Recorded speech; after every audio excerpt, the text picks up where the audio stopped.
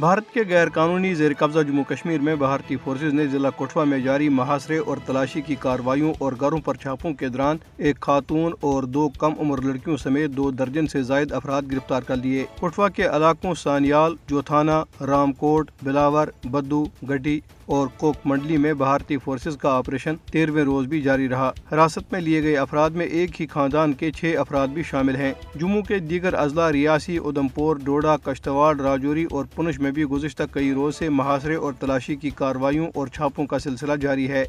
दरियासना नई दिल्ली के मुसल्लत करदा लेफ्टिनेंट गवर्नर मनोज सिन्हा के मातहत इंतजामिया ने कुल जमाती हुर्रियत कॉन्फ्रेंस के सीनियर रहनुमा मीर वाइज उमर फारूक को एक बार फिर श्रीनगर में घर में नजरबंद कर दिया और उन्हें तारीखी जामिया मस्जिद में नमाज जुमा अदा करने से रोक दिया। मीर वाइज ने एक्स पर एक पोस्ट में अपनी नजरबंदी और नमाज जुमा जैसे अहम दीनी फरीजे से रोकने की मजम्मत करते हुए इसे इंतजामिया की बौखलाहट करार दिया। उन्होंने मुतनाज़ा वक्फ बिल की मंजूरी के बाद भारत और मकबूजा जम्मू कश्मीर में मुसलमानों के लिए बढ़ने वाली मुश्किलात का जिक्र करते हुए कहा कि अब हमें मसाजिद में नमाज अदा करने या मैयतों को दफनाने के लिए भी हुकूमत की इजाज़त दरकार हो सकती है।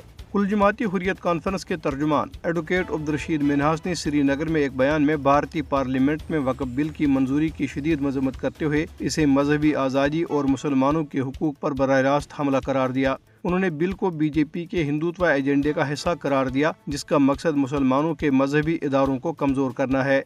जम्मू कश्मीर लिबरेशन फ्रंट के गैर कानूनी तौर पर नजरबंद चेयरमैन मोहम्मद यासीन मलिक आज नई दिल्ली की बदनाम जमाना तिहाड़ जेल में भारतीय सुप्रीम कोर्ट के बेंच के सामने वीडियो कॉन्फ्रेंसिंग के जरिए पेश हुए। उन्होंने इस दौरान कहा कि वो एक सियासी रहनुमा है, दहशतगर्द नहीं। उन्होंने कहा कि माजी में 7 भारतीय वज़ीर आज़म उनके साथ बातचीत करते रहे हैं। मकबूजा कश्मीर में सिविल सोसाइटी के ग्रुपों ने भारतीय काबिज फोर्सेज और नाम निहाद एजेंसियों की जानिब से बेगुनाह कश्मीरियों के कत्लेआम की शदीद मजम्मत करते हुए कहा है कि भारतीय फौजी और पुलिस एहलकार तरक्कियों की लालच में बेगुनाह कश्मीरी नौजवानों को जाली मुकाबलों में शहीद कर रहे हैं। बयान में कहा गया है कि भारतीय काबिज फोर्सेज मकबूजा इलाके में हजारों कश्मीरियों को हिरासत और जाली मुकाबलों में शहीद कर चुकी है।